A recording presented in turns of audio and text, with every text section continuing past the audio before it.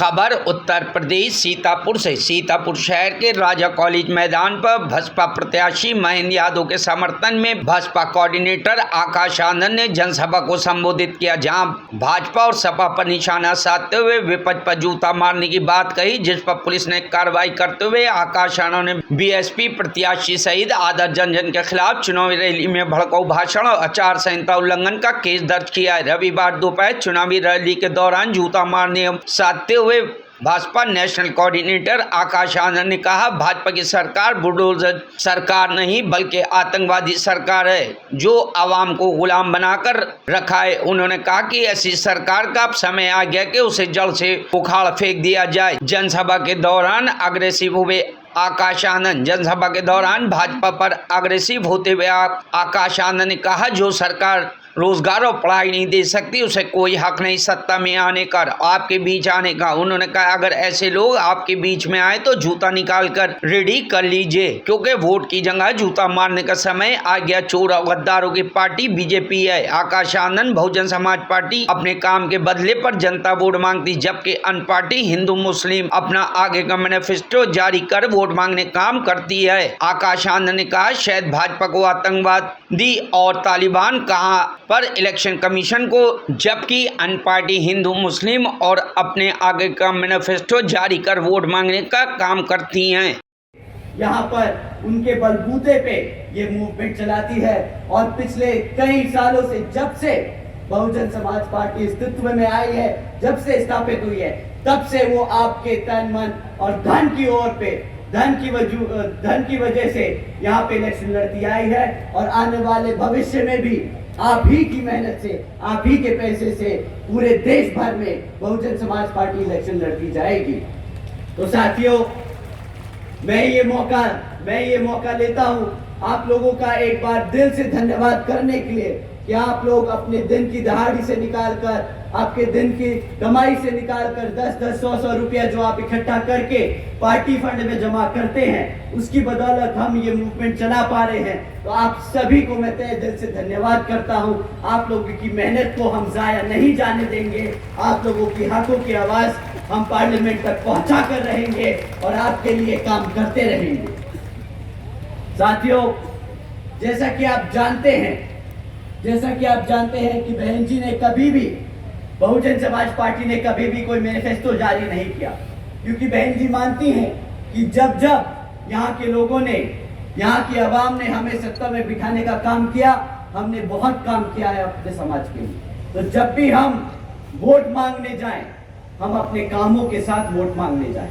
हम आने वाले 5 साल 10 साल के वादों के साथ नहीं जाएंगे। हमने जो पिछले 10-15 सालों में काम किया हम वो लेके जाएंगे। तो साथियों, इसी आधार पर हम आपसे दरख्वास्त करेंगे कि जब भी कोई विपक्षी पार्टी आप लोगों के बीच में आए वोट मांगने, तो आप उनसे उनके पिछले 10 सालों का काम मांगे कि भाई तुम पिछले 10 साल से सत्ता में थे, पिछले 5 साल से सत्ता में थे, पिछले 2.5 साल से सत्ता में थे, तो तुमने हमारे समाज के लिए क्या काम किए, उसके आधार पे आप उनको वोट देने का काम करेंगे। सर, इस बार इस सवाल बिना किए कोई वोट नहीं जाएगा। हमारी माएँ यहाँ बैठी हैं, आप अपने बच्चों को समझा दीजिएगा कि बेटा इस बारी बिना सवाल किए, बिना जवाब मांगे कोई वोट नहीं देगा। साथियों, इसी क्रम में मैं आप लोगों के बीच में कुछ मुद्दे छोड़ के जाऊंगा, कुछ सवाल छोड़ के जाऊंगा जो आप इन विपक्षी पार्टियों से पूछ सकते हैं। साथियों, पिछले 10 साल से केंद्र की सरकार में कौन सी पार्टी सत्ता में रही? कौन सी पार्टी सत्ता में रही? चोरों की पार्टी सत्ता में रही, भाजपा नहीं, चोरों की पार्टी सत्ता में रही है। तो साथियों, इन चोरों से पूछना पिछले 10 साल में तुमने हमारे समाज के लिए क्या किया। साथियों, पूछना, आप इनसे जाति और धर्म के आधार पे सवाल नहीं करना। अगर हम जाति और धर्म के आधार पे कुछ सवाल कर दिए तो इलेक्शन कमीशन कल हमें बंद कर देगा, कहेगा तुम जाति और आधार के नाम पर वोट मांगने का काम कर रहे हो। परंतु आदरणीय प्रधानमंत्री जी भड़काऊ भाषण दे सकते हैं, प्रधानमंत्री जी मुसलमान और हिंदू कर सकते हैं, तब इलेक्शन कमीशन की आंखों पे पट्टी बंध जाएगी, मुंह पे टेप बंध जाएगा, तब इनके हाथ में कोई ताकत नहीं होगी। पर जब आपका बहुजन समाज सवाल उठाता है तब इनको सारे कानून याद आ जाते हैं। कोई बात नहीं, एक समय आएगा जब गद्दी पर मोदी जी प्रधानमंत्री होंगी और फिर वो कानून के आधार पर यहाँ पर काम करने का पूरी कोशिश करेंगी। साथियों, तो इन चोरों से पिछले 10 साल में रिकॉर्ड मांगिएगा, जाति और धर्म के आधार पर नहीं, पर शिक्षा, सुरक्षा और रोजगार के आधार पर, कि इन क्षेत्रों में, इन 3 क्षेत्रों में इनकी सत्ता में रहने के बाद क्या काम हुए आपके समाज के लिए। साथियों, शिक्षा से शुरू करते, सबसे महत्वपूर्ण होती है हमारे बच्चों की शिक्षा। वो कहते हैं ना, बाबा साहब कहते थे कि शिक्षा वो शेरनी का दूध है, जो पिएगा वो, अरे दहाड़ो तो मेरे भाई, शेरनी। साथियों, बाबा साहब क्या कहते थे? शिक्षा वो शेरनी का दूध है, जो पिएगा वो। साथियों, ये लोग वो हैं जो हमारे बच्चों को, हमारे बच्चों की शिक्षा छीनने का काम कर रहे हैं। पिछले 10 सालों में इन्होंने सरकारी स्कूलों की इतनी हालत चलाता है। साथियों, इन सरकारों ने, भाजपा की सरकार बुलडोजर की सरकार नहीं, यह आतंकवादियों की सरकार है, अपनी आवाम को गुलाम बनाकर रखा है। ऐसी सरकार का समय आ गया है अब खत्म होने का, और यहाँ पर बहुजन समाज पार्टी की सरकार बनाकर, बहन जी को प्रधानमंत्री बनाकर यहाँ पे उत्तर प्रदेश में बहुजन समाज पार्टी का राज कायम करने का।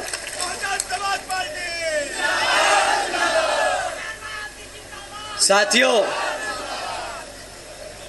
अगर हमारी बात थोड़ी ज्यादा छुप गई हो और इलेक्शन कमीशन को लगे कि हमें तालिबान नहीं बोलना चाहिए था या भाजपा को आतंकवादी नहीं बोलना चाहिए था, तो हम उनसे दरख्वास्त करेंगे कि यहाँ उतर के आके देखें और गांव-गांव में घूमें और पता करें कि यहाँ के जो बहन बेटियां हैं, जो हमारे युवा हैं, वो किस हालत में जी रहे हैं। वो खुद समझ जाएंगे कि जो हमने कहा वो गलत नहीं, वो सत्य है, वो सच है, वो हमारी आवाम आज जी रही है।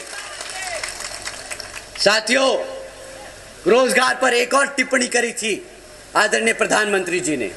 उन्होंने कहा था कि भाई सरकारी नौकरियां नहीं है तो क्या हुआ, सरकारी नौकरियां नहीं है तो क्या हुआ, भाई पकोड़े तो तल रहा है ना, वो भी तो रोजगार है।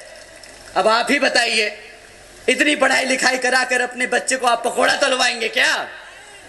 बहुजन समाज पढ़ा लिखा समाज है, वो पकोड़े तलने के लिए नहीं पैदा हुआ है।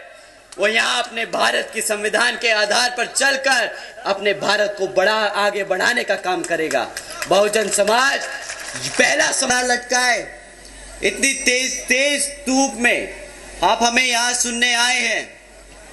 हमारी माताएं बहनें जो आज इतनी बड़ी संख्या में यहाँ मौजूद हैं, हमारे सभी युवा साथी जो आज इतनी गर्मजोशी के साथ यहाँ मौजूद हैं, हमारे सभी बड़े बुजुर्ग, हमारे सभी संत, आप सभी को तहे दिल से धन्यवाद कि आप इतनी कड़ी गर्मी में हमें सुन रहे हैं, तो आपको तहे दिल से धन्यवाद। साथ ही साथ आज यहाँ मंच पर मौजूद हमारे सभी प्रत्याशी, हमारे सभी पार्टी के कार्यकर्ता, पदाधिकारी, आप सब ने जो आज इस लोकसभा जनसभा को, चुनावी जनसभा को सफल करने में दिन रात एक किया, तो आप सभी को भी मैं तहे दिल से धन्यवाद करता हूं। साथियों, आज मैं अपनी बात रखने से पहले मैं सभी संतों, bureau report, news hub Bharat.